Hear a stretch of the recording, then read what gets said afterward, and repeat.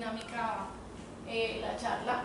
Les voy a proponer esto. Es un caso clínico hipotético. Realmente no tuve ningún paciente durante mi rotación para hablar pues, de un paciente real en reducción masiva. Entonces, este caso es hipotético. Un paciente de 57 años que tiene un accidente en la vía panamericana Cali-Jamundí, colisiona en una moto con un bus y pues llega al hospital HV al servicio de urgencias. Cuando lo reciben, el paciente llega pues gravemente herido con un Glasgow por debajo de 9, con unos signos vitales de ingreso que decían acerca de una tensión arterial de 1/60, una frecuencia cardíaca de 130, una saturación de 84, bueno, el Glasgow por debajo de 9, 14, 15. Entonces, con este caso de entrada, ¿sí? ¿Qué podríamos hacer con ese paciente o cuál sería el abordaje inicial? No hay internet. Bueno, un residente de primer año, ¿qué sería lo que haríamos en el servicio de urgencias con un paciente que llega prácticamente en un shock hemorrágico, en un accidente grave? Más datos, hablemos que en el examen físico el paciente presentaba un abdomen globoso y doloroso, pues lo positivo, un sangrado activo en miembro inferior izquierdo, que después corroboramos que era una fractura de tibia distal, y un ecofast que da positivo. Al final el paciente se inestabiliza y pues deciden pasarlo a cirugía de urgencias para control de daños. Pongámoslo así, el paciente inicialmente le dieron un manejo, llega al quirófano, ¿sí? Nosotros lo recibimos. Nos cuenta toda la historia, el paciente no tiene ningún antecedente de relevancia, aunque no hay datos pues muy certeros porque el paciente llega solo, lo traen en una ambulancia. Nos dice el médico de urgencias o quien nos lo trae al quirófano que le pasaron simplemente 2000 cc en bolo de cristaloides, y este es el paciente que nos llega al quirófano, un residente de tercer año. El paciente llegó, lo tenemos ya para entrar al quirófano para cirugía de control de daños, para hacer una laparotomía exploratoria para ver qué pasó en el abdomen. Es un paciente con un trauma cerrado, ¿sí? Con todas las ayudas diagnósticas muy poquitas que tenemos porque se inestabilizó y lo recibieron. ¿Qué hacen con el paciente de entrada?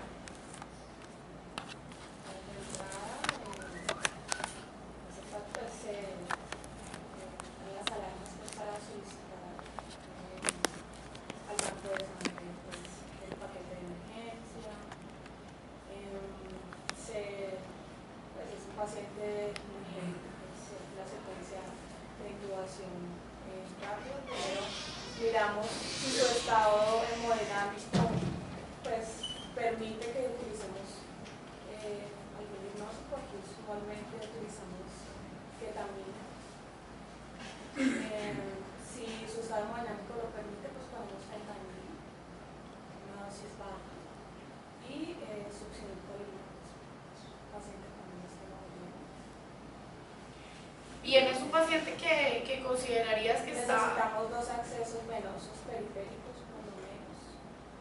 Ya en el camino, pues, miraremos si el paciente requiere o si tenemos la forma de invadirlo también. Y pues también eso nos va a permitir una toma seriada de muestras para mirar sus parámetros de perfusión, para poder guiar nuestra reanimación. Doctora, ese ecofast positivo, ¿qué ventanas le dieron positivas? Le dio positiva la ventana de Morrison, tenía líquido libre en el espacio perihepático, las demás estaban negativas. Bueno, muy bien, entonces tenemos un paciente, ¿sí? Que ya le diste el manejo, pero ¿cuáles son las razones por las que activarías el paquete de emergencia, que le llaman ustedes acá? ¿Cómo definimos que el paciente está efectivamente en una hemorragia masiva? Porque si vas a iniciar el paquete de emergencia, porque estás sospechando que está en una hemorragia masiva. Evidencia de un sangrado pasivo, evidenciado o asociado a inestabilidad hemodinámica. Entonces, vamos a empezar por definir qué es una hemorragia masiva? La hemorragia masiva se define como... Antes que todo, yo quería decir una cosa que a veces veo que aquí se falla. Es el protocolo de manejo del paciente politraumatizado. El protocolo de manejo del paciente politraumatizado es el cirujano el que encabeza el grupo de manejo. Él recibe el paciente y pasa las interconsultas de acuerdo al trauma que padece el paciente. Aquí ha visto que es un politraumatizado y el neuro lo sube sin haberlo visto cirugía. O el ortopedista lo sube sin haberlo visto cirugía. Y lo otro es que lo que dijo Viviana, yo le agrego el ayuno. El ayuno en estos pacientes es muy importante para nosotros. Siempre recalcar el ayuno y si está con si toma algún medicamento. Eso es importante para nosotros, el paciente politraumatizado. Sí.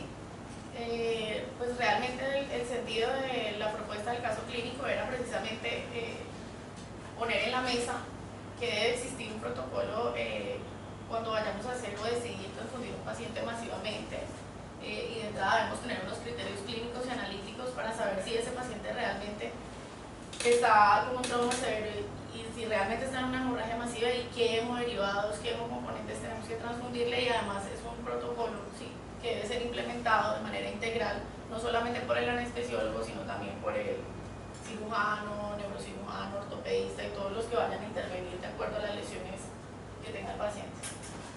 Entonces vamos a definir la hemorragia masiva. Se ha definido la hemorragia masiva como la pérdida de más de una volemia en 24 horas. Otro concepto es la mitad de la volemia en 5 horas. O más específicamente para nosotros, pérdidas a un ritmo de 1.5 mililitros por kilo por minuto en 20 minutos, o pérdidas sanguíneas superiores a un ritmo de 150 mililitros por kilo. Y la transfusión masiva se define como la transfusión de más de 10 unidades de plaquetas globulares en un periodo de 24 horas, o la utilización de más de 4 unidades de paquetes globulares en 1 hora, o hay otro concepto que dice que más de 6 unidades de paquetes globulares en 12 horas. Entonces tenemos un paciente, en este caso clínico, que probablemente esté cursando con una hemorragia masiva, pero necesitamos más criterios predictores para saber si realmente ese paciente está en una hemorragia masiva y va a necesitar una transfusión masiva. Hablando un poco de epidemiología, las hemorragias masivas cuando se presentan consumen entre el 12% de glóbulos rojos empaquetados y más o menos el 20% de las unidades de plasma y el 14% de las plaquetas del banco de sangre, ¿sí? Pues son porcentajes altos, y la idea de los protocolos de transfusión masiva es precisamente evitar el consumo excesivo de esos hemoderivados, teniendo unos protocolos que nos digan si realmente el paciente necesita esos hemoderivados y cómo los vamos a transfundir para no sobreutilizarlos. La transfusión masiva es la primera causa de transfusión masiva de ese paciente politraumatizado con un 30%, seguido por los pacientes con hemorragias gastrointestinales. Después van los pacientes que se someten a cirugías cardiovasculares, y más o menos el 1% lo requieren las pacientes obstétricas, y menos del 1% los pacientes oncológicos. Se asocia a una mortalidad de más o menos del 40 al 50% cuando ya está instaurada la hemorragia masiva y se instauran los protocolos de transfusión masiva. Entonces la mortalidad cuando se asocia a la hemorragia de transfusión masiva es alta. Y la incidencia es de difícil estima, puesto que muy poquitos enfermos requieren transfundirse masivamente. Bueno, hablemos de los predictores clínicos.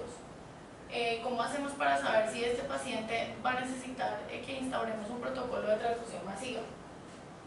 Este es un artículo que revisé de escalas predictivas de transfusión masiva en trauma, en el que ponen un estudio retrospectivo de cohortes y valoran diferentes escalas predictivas para transfusión masiva.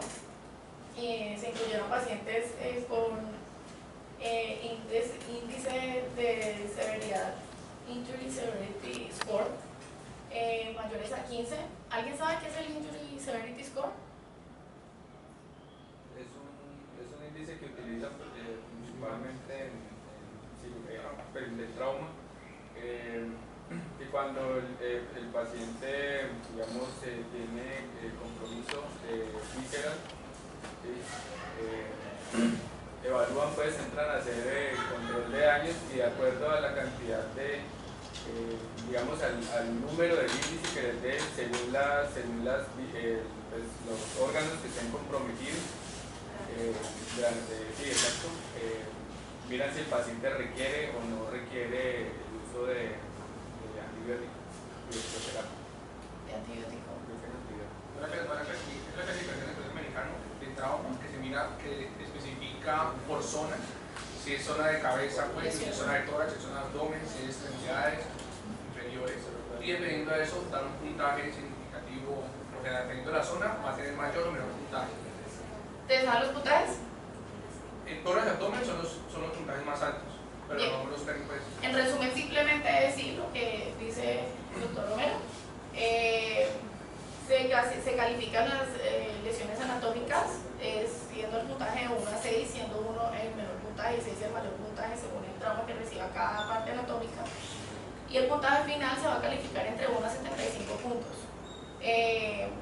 Puntajes mayores a 15 se han visto pues asociados a que van a presentar hemorragia masiva o van a ser pacientes que probablemente van a necesitar una transfusión masiva. No lo traje a colación en este tema porque no es una escala que sea muy utilizada en los proyectos de transfusión masiva por la dificultad precisamente que tiene para las interpretaciones. Generalmente llega el paciente con trauma severo, sangrando, se necesitan tomar decisiones rápidas y se necesitan escalas predictivas que sean prácticas para tomar decisiones, y esta no es una escala que nos permita tomar decisiones con rapidez. Escalas hay cualquier cantidad de escalas. En la revista colombiana de Anestesiología hay una revisión de todas las escalas que hay de trauma de scoring y hay un apunte de qué fortalezas tiene, qué pros y qué contras. Pues escalas. Sí, doctor, enseguida voy a hablar de las escalas. Simplemente estaba diciendo que como aquí pues traje a colación el índice Severity Score para hablar de este estudio, pues quería aclarar de qué se trata. En este estudio se estudiaron 568 pacientes, el 77% eran hombres con edades entre 16 y 18 años y el 93% con trauma cerrado. Aquí se revisaron, se hizo también un estudio retrospectivo de varios estudios realizados desde el 2005 hasta el 2011. Voy a mostrarles esta tablita solamente para mostrarles los ítems que utilizaban ellos o los factores predictivos para a tener en cuenta de si un paciente necesitaba o no transfusión masiva. Del 2005 al 2011 ya les voy a mostrar las escalas a las que ellos pues como que se llegó a la conclusión para utilizarlas en estos protocolos. Sin embargo, ninguna escala de estas ha sido estandarizada, ¿sí? Puesto que no ha mostrado mucha sensibilidad y especificidad. Hasta ahorita, en 2016, que sacaron una escala que ya se las voy a mostrar junto con el resumen de todos estos predictores. Entonces, tomen en cuenta la hemoglobina, cuyos valores deben estar entre 7 y 9, dicen las últimas guías europeas del manejo severo del trauma.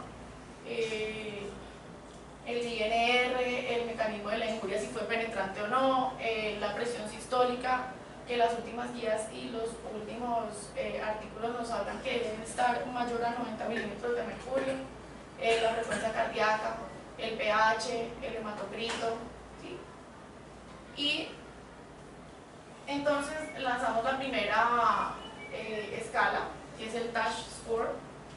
El TASH Score es Traumatic Assessment Severity Hemorrhage, en que nos habla de estos ítems a evaluar: la hemoglobina, el exceso de base, la presión arterial sistólica, la frecuencia cardíaca, el ECOFAST, si es positivo o negativo, y que el paciente sea masculino.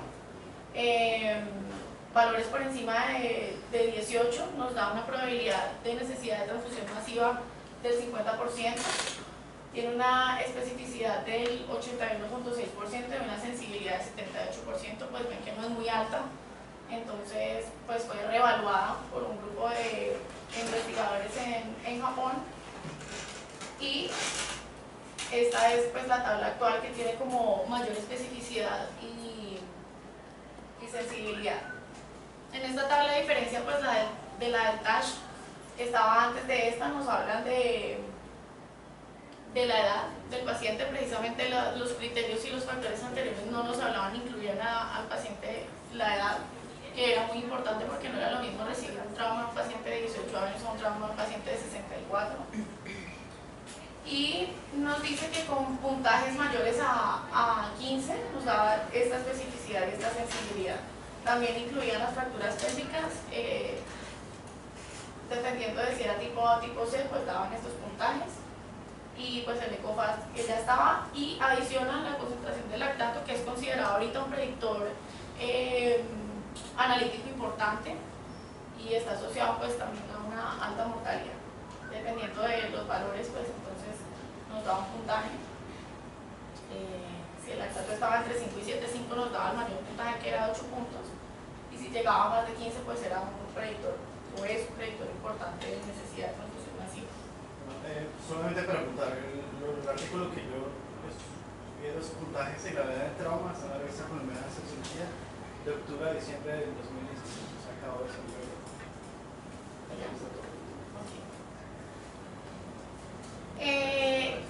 Esta tabla del ABC es una tabla muy práctica que utilizan, pues se utiliza por su practicidad. Tiene solamente 4 factores o predictores clínicos, entre ellos la presión sistólica menor de 90, la frecuencia cardíaca mayor de 120, si el trauma es penetrante y si el ECOFAST es positivo.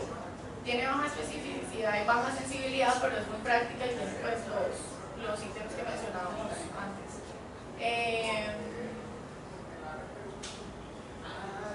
¿Cómo vamos a tratar entonces la hemorragia masiva?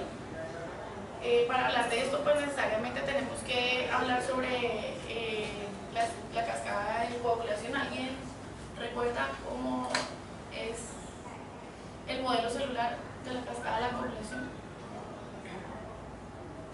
Presidente de primer año. ¿O en qué se basa el cambio? El modelo celular es el que está vigente actualmente. Sí. Los de primer año, ninguno. ¿En qué consistió el cambio con la cascada de la coagulación anterior a este y por qué?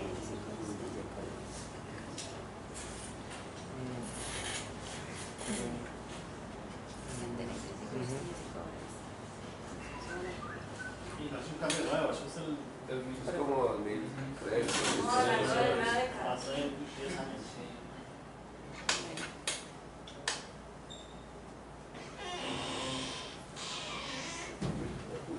De alguna forma pues ya no se explica el modelo de coagulación como vía intrínseca y extrínseca, sino que parte de un evento que se produce pues, que inicia, que desencadena pues una reacción como en cadena y de amplificación de la reacción inicial, que finalmente pues Sí, termina la son formación tres, del coágulo. está compuesto pues por tres fases. El inicio se da pues, por una lesión tisular, en la que ese endotelio dañado va a liberar factor tisular. El factor tisular va a activar pues, a los factores 9 y 10. A su vez, estos van a activar la trombina y viene la segunda fase en la que viene la gran explosión de trombina. La trombina, bueno, eso va a conllevar a una serie de reacciones enzimáticas también, en las que van a haber unos cambios conformacionales de la plaqueta. La plaqueta va a liberar unas glicoproteínas, la B3A. Y en la tercera fase, ya que viene la fase de propagación, esas cantidades de trombina que se habían liberado en la fase de amplificación van a activar más trombina y a su vez también van a activar la agregación plaquetaria. ¿Para qué? Para finalmente dar origen a un coágulo estable. Es un proceso mediado por la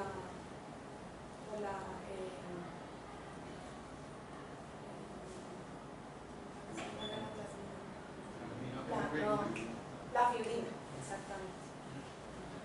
algo así. La razón,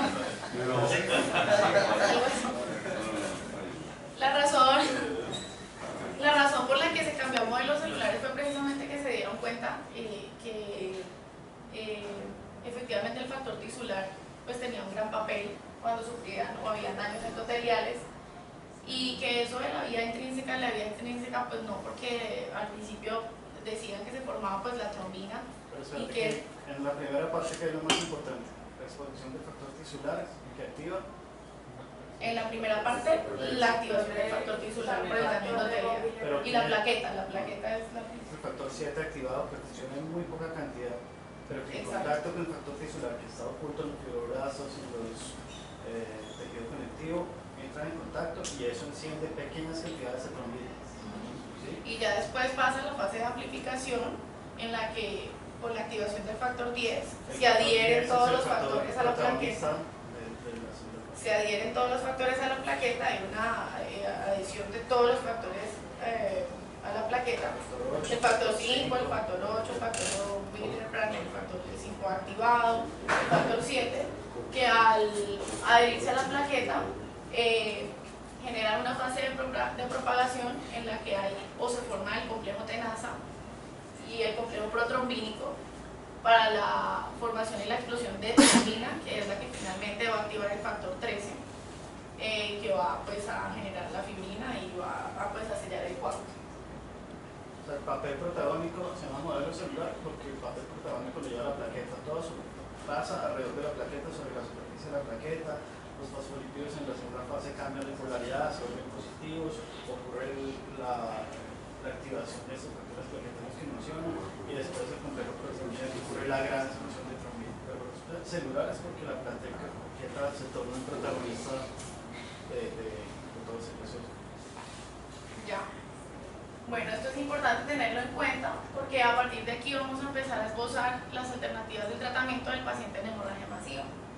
Entonces, simplemente recordar, se me fue el orden, que en la fase de amplificación, además de tener todo el tema de la activación de los factores 5, del factor 7 y del factor 8 que se adhieren a la plaqueta y van a crear toda esta explosión de trombina, concomitantemente se está creando también la vía de la anticoagulación. En esta vía entonces se van a activar las proteínas CS a partir de la unión de la trombina y la tromboglobulina.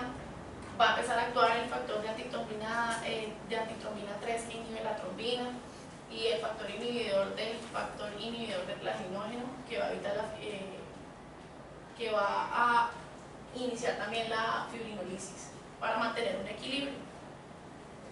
¿Qué pasa cuando este equilibrio se rompe? ¿Qué es lo que realmente pasa en el paciente con hemorragia masiva? ¿Sí? El paciente con hemorragia masiva empieza a hacer una cosa que llamamos coagulopatía de consumo, ¿sí? Empieza a perder y a perder sangre, y por esa hemorragia masiva empieza a perder factores de coagulación y empieza a perder, alterarse todo este proceso que está en exquisito equilibrio, ¿verdad? Y entramos en algo que hemos denominado la triada letal. El paciente en hemorragia masiva empieza a sangrar y empieza a hacer lo que les dije, la coagulopatía, que puede estar provocada por dos cosas. Primero, la coagulopatía de consumo por la hemorragia masiva, y segundo, por otros factores que vamos a hablar ahorita. El paciente en hemorragia masiva está acidótico, es un paciente que está en un estado de hipoperfusión celular, de hipoperfusión tisular generalizada debido a la hemorragia. Debido a esta hipoperfusión, pues va a producir ATP por la vía de la glicólisis y el piruvato, aumentando los niveles de ácido láctico en sangre, y esto va a provocar pues una acidemia. Adicional a eso, es un paciente que viene de afuera, estuvo probablemente en el pavimento un tiempo, mientras lo trasladaron nos ocuparon de mantenerlo caliente, es un paciente que llega en hipotermia, y esa hipotermia va a hacer que se perpetúe más esa acidosis, y además va a hacer que también el paciente pierda factores de coagulación, porque la hipotermia nos afecta a los factores de coagulación, hace que se consuman más factores de coagulación y además nos altera también la función plaquetaria. Entonces todo esto pues va a ser una triada que va a estarse alimentando y generalmente estos pacientes llegan al servicio, el 25% de estos pacientes ya ingresan con una coagulopatía como tal instaurada, y la coagulopatía tiene un 25% a un 40% de mortalidad en los pacientes que llegan con la coagulopatía ya instaurada. Entonces, ¿qué vamos a hacer nosotros? Cuando lo recibimos generalmente en el servicio de urgencias, ¿qué es lo primero que hacen? Cuando llega un paciente con una hipotensión, choqueado, ¿qué es lo primero que hacen en el manejo inicial? Con un paciente que llega hipotenso, líquidos. ¿Cuáles son los líquidos que ahorita se utilizan para la reanimación inicial de un paciente en choque moral? Idealmente no utilizar... No, ¿cuáles se utilizan? ¿Cuáles están utilizando? Sí, la digamos, previniendo la acidosis hiperclorina. Utilizan lactato, bueno, en general utilizan cristaloides, ¿ya? Entonces cuando llegamos aquí, cuando el paciente llega al quirófano nos dicen le hemos pasado 2000 cc de solución salina, ¿verdad? Y probablemente a algún médico se le habrá ocurrido pues pasarle una unidad de glóbulos rojos porque antes de subirlo al quirófano, mientras subía al quirófano. Todo eso que hacen de entrada va a empeorar este cuadro de triada letal, ¿verdad? Porque además de que el paciente ya está en este círculo vicioso, le estamos metiendo líquidos, ¿sí?, para manejar esa hipotensión. Y vamos a empeorar la acidosis por un lado, porque si le ponemos solución salina, pues vamos a entrar en una acidosis hiperclorémica y entonces vamos a perpetuar la acidosis. Y por otro lado, esos líquidos muy seguramente no van a estar calientes, ¿sí?, van a ser líquidos fríos que además van a colaborar para la perpetuación de la hipotermia. Y todo esto pues va a hacer que nuestra coagulopatía pues empeore. Entonces se ha propuesto algo que han denominado control de daños o resucitación hemostática. Este control de daños se refiere a la corrección precisamente de la fisiopatología del trauma, que es la triada letal. Entonces, en este punto empezamos a hablar de una reanimación basada en hipotensión, o en una hipotensión permisiva. ¿Alguien sabe qué es la hipotensión permisiva? Residente de tercer año.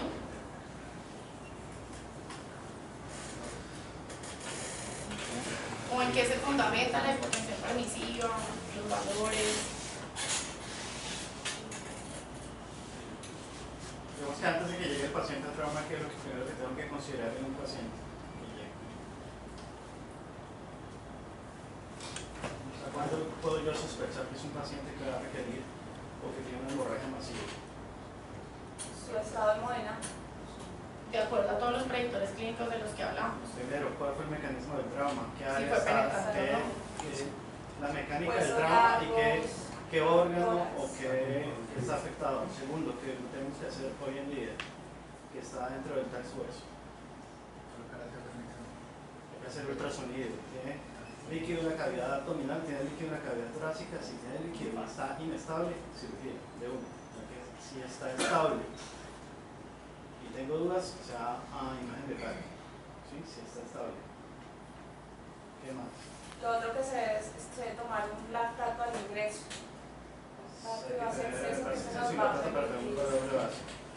¿Qué otra cosa recomiendan que se debería hacer en el paciente? ¿Qué screen? ¿Qué examen? Aparte del lactato. El exceso de base.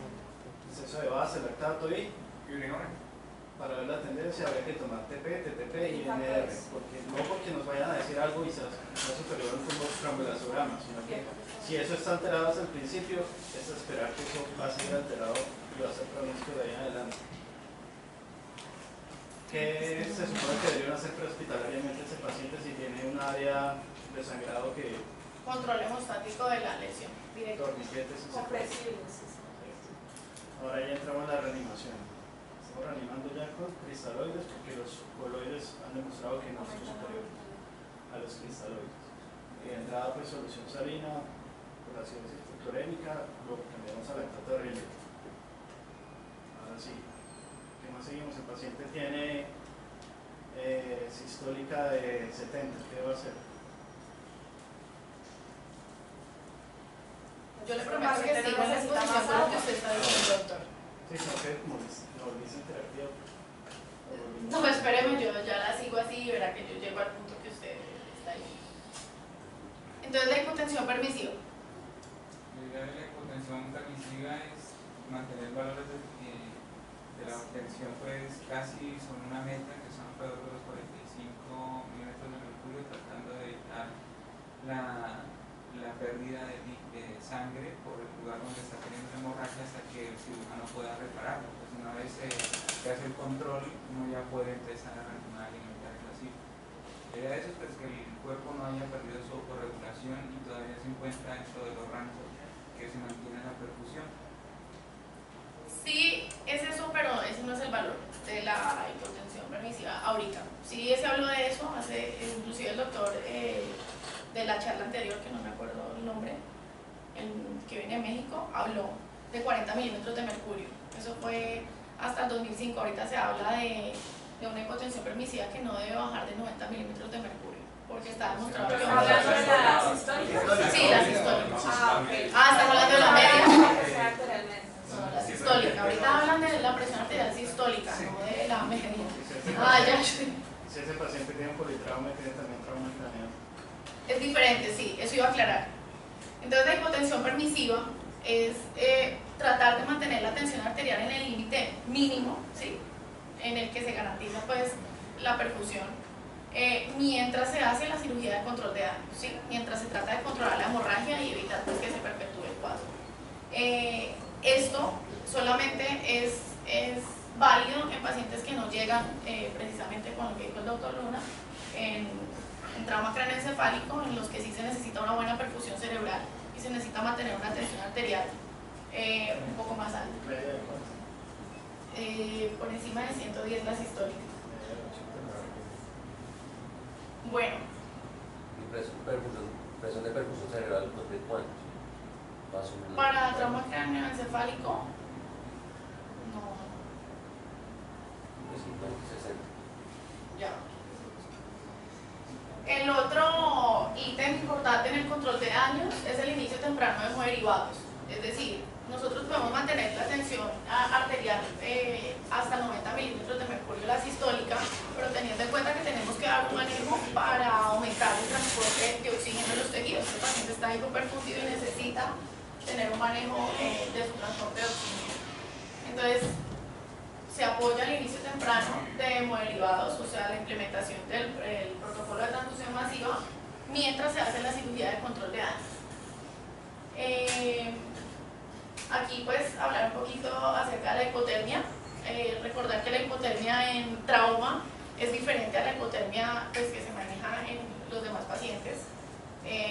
La hipotermia en trauma es un poquito menos liberal.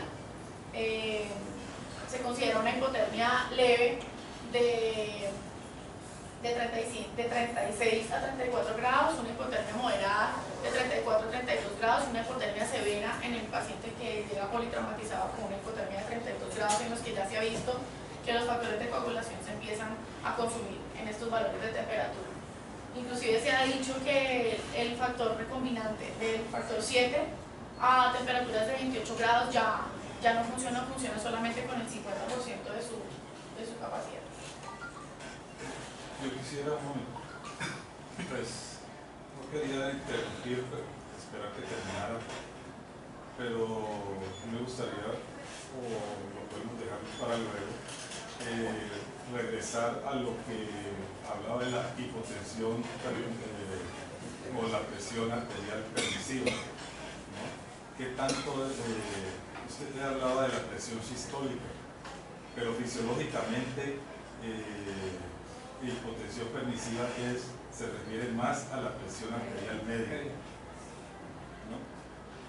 Pero, hay que ver la definición, qué es la presión sistólica o qué es la presión diastólica y qué es la presión arterial media. Si no tenemos las definiciones, nos interesa más la presión arterial media. Eso era lo que quería. Ya. Sí.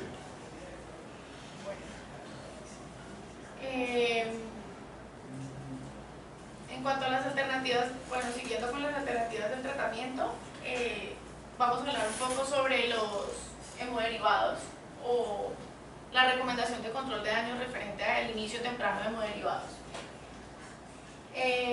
Hay un metaanálisis que encontré de la mortalidad en transfusión masiva que nos habla sobre bueno, de hecho hay varios, y de hecho es un tema muy controversial porque no se ha estandarizado a qué ratio debemos transfundir los hemoderivados. Sin embargo, han habido varios estudios que nos hablan de las comparaciones del tratamiento de hemorragia masiva de los pacientes en población militar y los pacientes en población civil. Al final, todos llegan a la conclusión que no hay una estandarización del ratio al que se deben transfundir, pero ratios de 1 a 2, según estos metaanálisis, pues son los que más se acercan. Vamos a hablar un poco de eso. Hicieron una comparación entre cohortes contemporáneas con perfiles de lesiones similares a pacientes que están en ISS mayor a 15 y hicieron una comparación de la mortalidad a 30 días con diferentes ratios de glóbulos rojos empaquetados y plasma fresco congelado. En este metaanálisis incluyen 6 estudios retrospectivos en 1885 pacientes y llegan a la conclusión de que ratios de 1 a 2, o sea, después de 2 unidades de glóbulos rojos, 1 unidad de plasma fresco congelado, es lo que más pues, mostraba mejoría y disminución en la mortalidad en los pacientes que llegaban en hemorragia masiva. Y de hecho es una recomendación grado 1B incluida en las guías europeas de la atención al paciente politraumatizado con hemorragia masiva. Entonces este ratio es el que se está utilizando ahorita en los hospitales que utilizan protocolos de transfusión masiva. ¿Cuáles son las razones por las que son tan celosos o por las que somos todos tan celosos en la administración de hemoderivados? Primero, ya sabemos que ahorita vamos a hablar de todas las complicaciones, o ya sabemos nosotros cuáles son las complicaciones de la transfusión, ¿verdad? Las infecciones, las reacciones hemolíticas y todos los motivos para los que los anestesiólogos y los residentes nos llenamos de motivos para no transfundir y tener unos criterios muy claros, no solamente de laboratorio, sino también clínicos para transfundir un paciente. Y fuera de eso, específicamente en trauma, para evitar pues todo el problema de la perpetuación de la coagulopatía, ¿sí? Y no entrar en el mecanismo de hemodilución, que fue lo que hablamos al principio en la fisiopatología del trauma, que perpetuaría pues el problema. Entonces sí tratar de establecer unos ratios de hemoderivados un poquito más prudentes para evitar todos estos problemas. En cuanto a las pruebas de laboratorio, es muy importante dentro de los predictores clínicos y dentro de nuestro manejo al paciente politraumatizado que llega con hemorragia masiva, tener en cuenta que estas pruebas deben ser tomadas. Estas son las pruebas convencionales de las guías europeas. Nos hacen énfasis en que no las podemos dejar de lado y que se debe tomar un PT, un PTT, un INR, un fibrinógeno y un recuento de plaquetas a todos los pacientes politraumatizados con hemorragia masiva de entrada. Nos hablan inclusive de que niveles de protrombina y de PTT y INR por encima de 1.5 de los valores normales aumentan la mortalidad y nos predicen o nos dicen que el paciente va a necesitar iniciarse en un protocolo de transfusión masiva.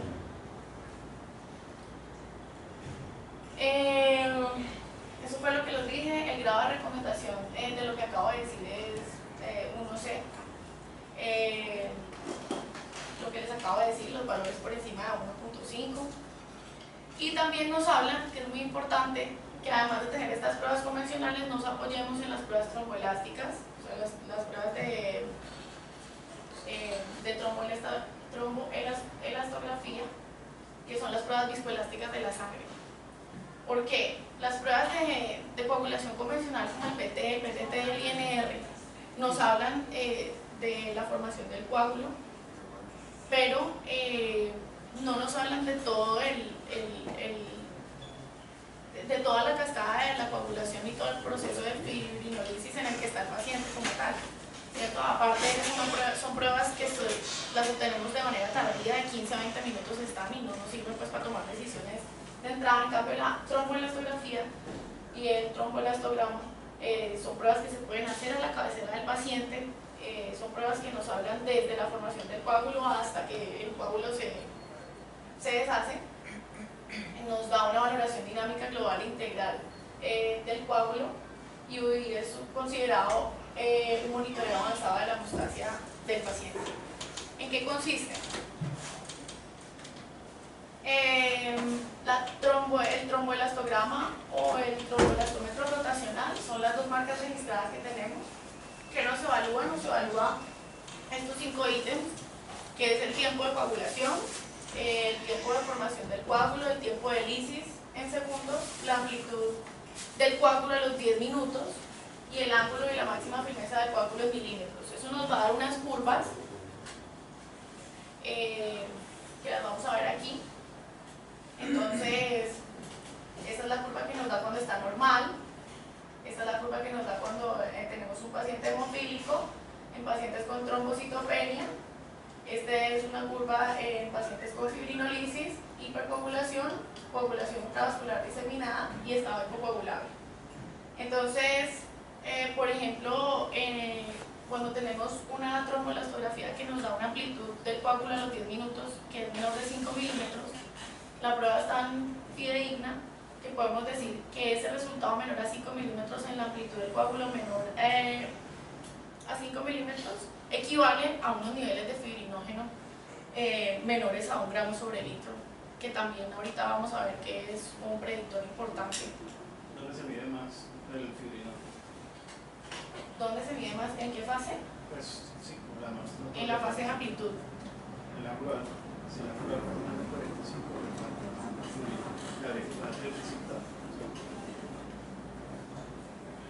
bueno, el fibrinógeno. Cada vez se está hablando más. ¿Puedes regresar a la tele? Entonces, un déficit de fibrinógeno, ¿en dónde estaría ubicado en cuál de esas fibrinolisis? Bueno, hablemos del fibrinógeno. Pues recordemos que el fibrinógeno es una glicoproteína que se sintetiza en el hígado, cuyos valores normales oscilan entre 2 y 4.5. El fibrinógeno es importante en trauma y es importante medirlo porque es el primer factor de la coagulación que se depleta en el trauma, es el primer factor que se consume. Valores inferiores a 2 gramos sobre litro en hemorragia masiva se asocia a altas tasas de mortalidad, y valores inferiores a 1 gramo sobre litro de fibrinógeno ya es indicativo de iniciar terapia con fibrinógeno. ¿Cómo vamos a reponer el fibrinógeno? Tenemos plasma fresco congelado, tenemos crioprecipitados y tenemos fibrinógeno pasteurizado en viales de 900 a 1300 miligramos. ¿Qué se recomienda ahorita? O sea, todavía está muy controversial el tema de la utilización del fibrinógeno como agente hemostático. Sin embargo, han habido resultados importantes y muy buenos cuando se inicia la terapia con el agente hemostático, cuando se han utilizado pues otras medidas como el plasma fresco congelado y el crioprecipitado. El plasma fresco congelado tiene alrededor de 2 a 4.5 gramos sobre litro de fibrinógeno y tiene el crioprecipitado alrededor de 15 a 17 gramos sobre litro de fibrinógeno. Por lo cual es el problema. Para nosotros lograr un nivel, o sea, aumentar por lo menos a 1 gramo sobre litro de fibrinógeno con el plasma fresco congelado, necesitamos pasar una dosis de fibrinógeno de más o menos 30 mililitros por kilo. Entonces estamos hablando de que para un paciente de 80 kilos, pues la cantidad de plasma fresco congelado va a ser de 2.400. Y si nos vamos a lo que estábamos viendo en la fisiopatología, pues eso va a empeorar el tema del cuadro dilucional y no va a ser bueno, según los objetivos de los que estamos hablando. Entonces, viendo eso, sí sería muy bueno pues contar con un agente hemostático que vaya a actuar directamente al problema que tenemos, que es precisamente la ausencia de fibrinógeno, y que lo podamos aplicar en un vial, que no tengamos que utilizar grandes cantidades de plasma fresco congelado ni de crioprecipitados que vayan a empeorar el cuadro. Más que el plasma fresco en grandes cantidades produzca coagulopatía dilucional, que no creo que pase porque pues se están poniendo factores, y fibrinógeno es que el plasma tiene menos niveles de fibrinógeno que el crioprecipitado. Bueno, sí, claro. Y la otra es que Por eso es el plasma se ha asociado más a trales, por ejemplo. La injuria pulmonar por transfusiones, y es el hemoderivato que más se asocia. Entonces, pues si usted puede colocarlo con un vial, pero en el país no lo, digamos, es difícil conseguirlo, lo puedo usar con crioprecipitado que tiene más concentración de fibrinógeno, pues es mucho mejor que usar 10 unidades o 15 unidades de plátano, sobre todo porque digamos que la relación se mantiene 2 a 1 porque se ha visto que con menos plátano se puede corregir factores de coagulación, y si usted quiere colocar fibrinógeno si está abajo, pues es mucho más efectivo con el crioprecipitado y se expone menos a que el paciente haga una reacción transfusional por el plátano. Pero no produce, digamos que coagulopatía dilucional, no, porque no está poniendo usted un cristaloide, está poniendo un hemoderivado que tiene factores de coagulación y una cantidad de fibrinógeno. ¿Sí? ¿Cómo? Si el paciente, digamos, está con falla ventricular. Sí, exacto. O sea, también eso es una carga de volumen que puede ser un poquito alta. Sí. No sería tanto el problema de la coagulación. Bueno, está bien. Lo que les decía, el fibrinógeno pues se instaura. De hecho, las guías europeas recomiendan iniciar terapia de reposición de fibrinógeno con niveles inferiores a 1 gramo sobre litro con un nivel de evidencia 1B. Tenemos concentrados pasteurizados de fibrinógeno en polvo para restitución en viales de 900 a 1300 miligramos. Lo que les dije ahorita, bueno, vamos a hablar entonces de los concentrados de Matías. Lo que todos sabemos, los concentrados de Matías viven en unidades de 200 a 250 cc, almacenadas de 1 a 6 grados. Aporta concentrados de Matías, unidades de 200 a 400 cc de glóbulos rojos empaquetados que deben ser desglucositados para evitar eventos adversos, como por ejemplo el TRAL, que ahorita lo vamos a hablar, con un periodo de 42 días de caducidad. Una unidad incrementa la hemoglobina 1 gramo sobre decilitro, y específicamente en trauma debemos recordar que la tipificación no debe retardar la administración del concentrado de Matías, por lo que el banco pues debe tener en los protocolos de transfusión el sangre tipo O negativo. Le hago un momentico para aclarar, no creo que la producción de 21 días, porque tiene en cuenta lo del potasio y todo, ahí serían esos números, no servirían. Y más que eso es que digamos que usted va a ver en el hospital los pacientes de emergencia, pues el paciente de trauma ponen la sangre que está más fresca. ¿En qué sentido? Uno es lo que dice el doctor Vivas, y es que pues usted puede tener más problemas con electrolitos como el potasio. Y lo otro es que la capacidad de transporte del glóbulo rojo por la deformidad que pueda tener se disminuye entre más días tenga esa sangre guardada. Entonces, en el caso de trauma, usted lo que necesita usted puede tener una unidad de glóbulos rojos, pero si esa unidad de glóbulos rojos tiene Matías que no tiene capacidad transportadora porque se han degenerado a nivel del tiempo, pues no le va a servir para nada. Entonces, uno debe tratar de que esa sangre, y sobre todo aquí en el hospital lo tienen en cuenta, casi siempre es sangre que es más reciente para que su capacidad de transporte de oxígeno sea mejor. Y el tiempo de caducidad es 21 días, porque ya 42 días es como un mes y medio, Sí, más o menos, y eso no. ¿Cuánto espera uno que le suba el hematocrito con una unidad de glóbulo rojo? Pues se dice que puede subir hasta 3% con una unidad de glóbulo rojo.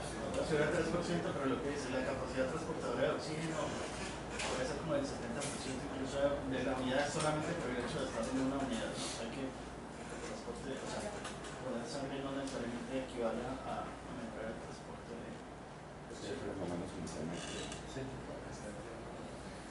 Es más, la sangre también, si uno coloca una unidad de sangre disminuye la temperatura en 0.5, la temperatura corporal, si la pone así.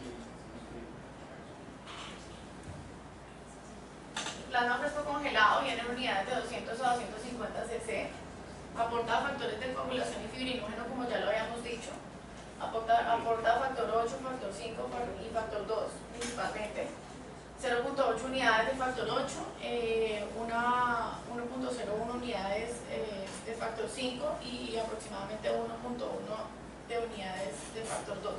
Fibrinógeno ya habíamos dicho que aportaba entre 2.5 y 4.5 gramos sobre litro. El concentrado de plaquetas viene concentrado de 200 cc de plaquetas se almacena a 22 grados y puede durar hasta 5 días. No necesita compatibilidad ABO y una unidad incrementa a de 5 a 10 por 10 a la 9 sobre litro de plaquetas. El umbral para transfusión de plaquetas en el paciente con hemorragia masiva es de 50.000 y se debe mantener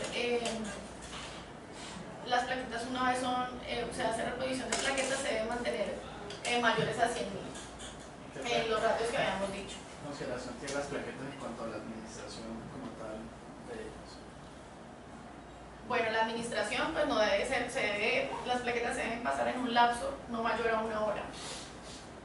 Las plaquetas se pegan al conducto, creo que hasta el 30-40% se pueden pegar a la vía. Las plaquetas hay que colocarlas en cada 3 días, hay que colocarlas inmediatamente. Si no se quedan pegadas en el sistema. ¿A qué se refiere umbral de 50.000? Sí, o sea que los pacientes en hemorragia masiva cuando tienen conteos plaquetarios de 50.000 no deben bajar de 50.000 y deben ser transfundidos hasta llegar a un objetivo de más o menos 100.000 plaquetas. O sea que por encima de 50.000 no hay necesidad. Hasta 50.000 es el umbral. Hasta 50.000 se pueden tener. En pacientes con trauma craneoencefálico y por otras consideraciones. ¿Cómo así? Se No por encima lo de entiendo. 50.000 del paciente, ¿cierto? hasta 50.000 plaquetas. Ahí transfundo. Exacto. Cuando llega a 50.000 se debe transfundir para mantenerlas en un umbral de 100.000 en el paciente politraumatizado. O sea, no deben bajar de 50.000. No deben bajar. ¿Cómo así? Los niveles de plaquetas deben estar en 50.000 O más. o más, exacto. Del paciente. Sí. Por eso, pero entonces si tengo 20.000, un paciente tiene 20.000 por eso hay que transfundir. Ya lo debió haber transfundido. Usted está diciendo que por debajo. Por debajo de 50.000 hay que transfundir el paciente. O sea, el límite inferior. Por debajo de 50.000 es mucho más de ¿Y en trauma craneoencefálico 100.000? Los crioprecipitados es plasma fresco congelado, descongelado a 1 a 6 grados, en un volumen de 10 a 15 mililitros. Ya habíamos dicho que contiene de 15 a 17 gramos sobre litro de fibrinógeno, tiene 160 unidades del factor 8, 40 a 70% de factor de von Willebrand y de 20 a 30% de factor 13. Y fibronectina. Pero precipitado también a quién le pondría uno, llega un paciente en trauma y lo interrogamos y nos da un dato y decimos que lo precipitado de uno. Paciente traumatizado que toma warfarina, estoy tomando factores dependientes de cada en accidente de perfil también con accidentados. De una vez la primera opción a tercera también es que lo precipitado. Igual también con los nuevos orales, que tampoco tienen antídotos, entonces no se lo precipitado. A no ser. Pero si se habla de Utaplex en el caso de los anticoagulantes de pacientes que estén tomando antagonistas de vitamina K. Incluso a Son esos complejos también hay anticoagulantes. un antagonista también ya. Bueno, hablemos de las complicaciones.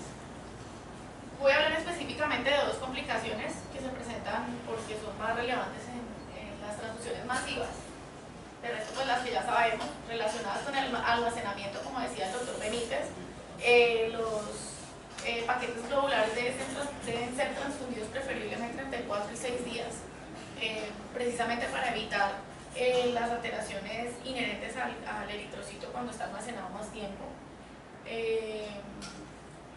Alteraciones de la coagulación, trombocitopenia, coagulación intravascular diseminada y estas 2 que las vamos a tocar, insuficiencia respiratoria aguda y los trastornos metabólicos, que los trastornos metabólicos también están asociados a la cantidad de tiempo que está almacenada la sangre, y ahorita lo vamos a ver.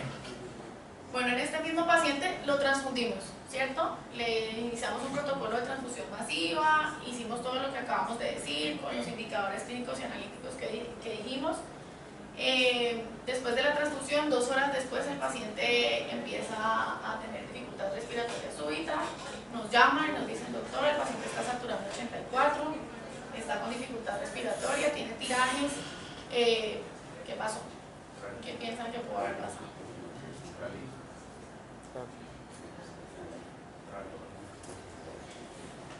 Bien. El TRALI, o la lesión aguda en el pulmón relacionada con la transfusión, es una causa muy importante de mortalidad y mortalidad por la transfusión, específicamente por transfusión masiva. Es la primera causa de muerte por transfusión, decretada en el 2003, en el 2001 era la tercera causa de muerte, ahorita es la primera, y se presenta en 1 de cada 5.000 transfusiones masivas. Se define como un síndrome clínico que es extraño, pues es raro, que puede constituir una amenaza para la vida, y se caracteriza por la presencia de una insuficiencia respiratoria aguda y edema pulmonar de origen no cardiogénico, que puede dividirse en dos: el TRALI inmune o el TRALI no inmune. ¿Sí? El inmune es el que se presenta dentro de las primeras 6 horas de la transfusión o durante la transfusión, y el no inmune es el que se presenta entre las 6 horas y 72 horas después. Generalmente el inmune se presenta en pacientes que son relativamente, pues que no tienen muchas comorbilidades, el paciente precisamente de trauma, que llegó con hemorragia masiva, que le hicimos la transfusión y lo presentó. Y el no inmune se presenta en pacientes que están en la UCI, que tienen otras comorbilidades, cardiopatías y otros factores de riesgo que van a hacer que se presente el edema pulmonar secundario a la transfusión. Esto es lo que les acabo de decir. El cuadro clínico fue el que les dije.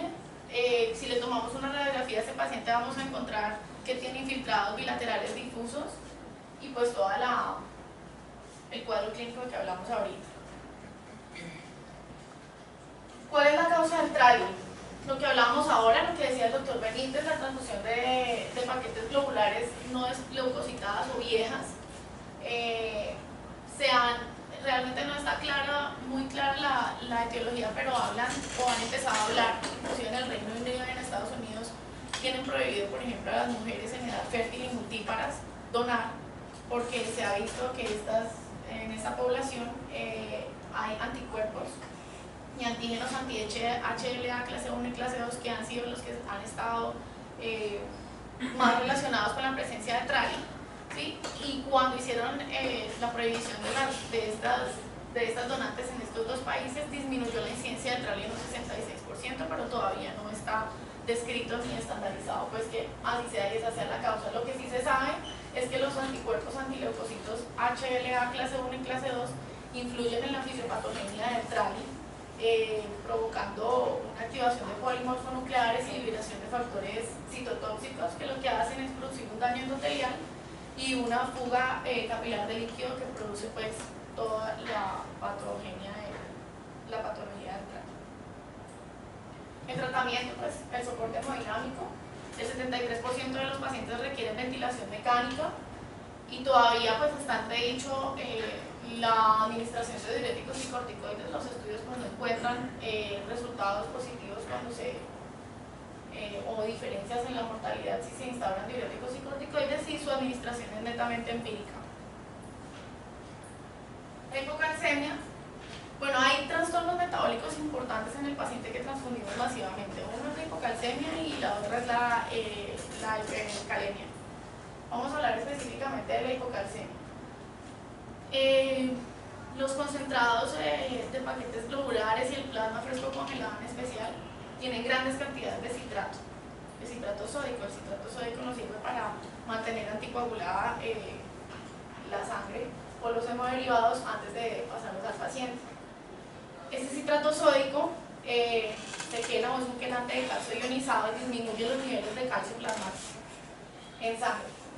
Pero en un paciente sano que no tiene ninguna afección y nosotros transfundimos, pues no pasa nada porque el hígado depura el citrato sódico más o menos a una rata de 3 gramos o de 150 mililitros por kilo minuto, y entonces vamos a tener que ese citrato, así como entra, pues prácticamente se va a depurar. Pero en pacientes como el que estamos hablando, en una hemorragia masiva, en un estado de hipoperfusión importante, pues no va a poder sacar ese citrato con facilidad y fácilmente va a llegar a un estado tóxico de citrato y una disminución del calcio sérico por debajo de 8.5 miligramos sobre decilitro, e incluso llegar a 4.5 miligramos sobre decilitro, en el que ya vamos a tener una prolongación, afectaciones propias de la hipocalcemia, como van a ser una prolongación del QT, tesaña, disminución de la contractilidad, hipotensión y arritmias, que inclusive puede ser fibrilación ventricular.